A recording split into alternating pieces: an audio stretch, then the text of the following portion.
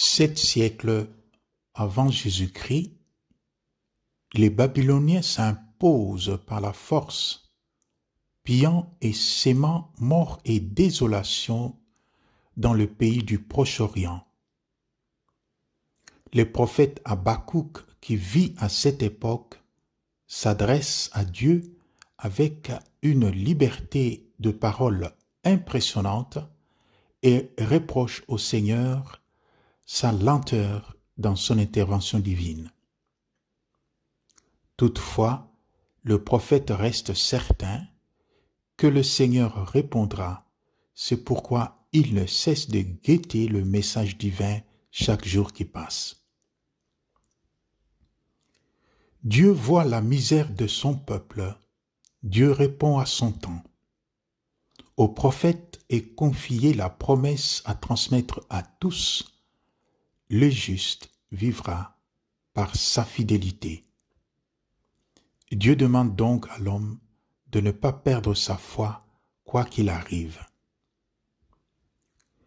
La situation du peuple de Dieu au temps du prophète Habakkuk est en plusieurs points semblable à celle que nous traversons aujourd'hui.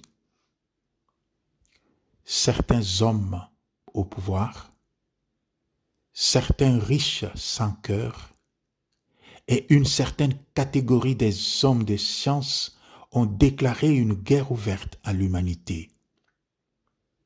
Ils volent sans vergogne par la violence des guerres et les mensonges des médias, le bien des pauvres et des faibles.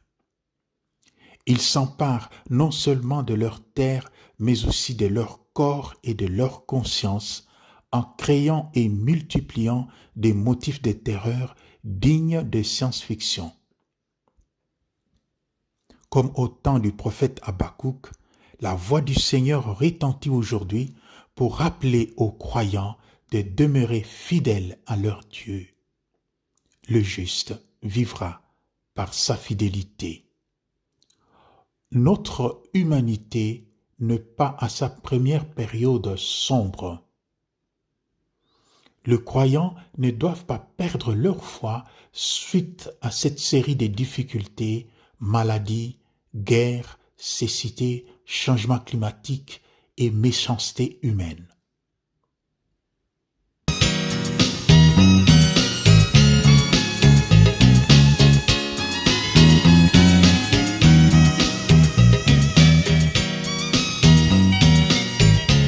L'évangile de Luc revient sur la foi et le service. Par la foi, l'homme prend part à la force et à la puissance de Dieu.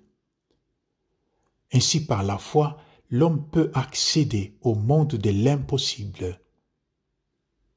Mais si cette foi est don de Dieu, la faire croître exige aussi une participation personnelle, responsable et humble du bénéficiaire de cette foi. En plus de l'humilité dans le service proposé par l'évangile du jour, nous ne sommes que des serviteurs inutiles, nous n'avons fait que notre devoir. En plus donc de cette disposition, l'Église nous conseille aussi la connaissance de la parole de Dieu.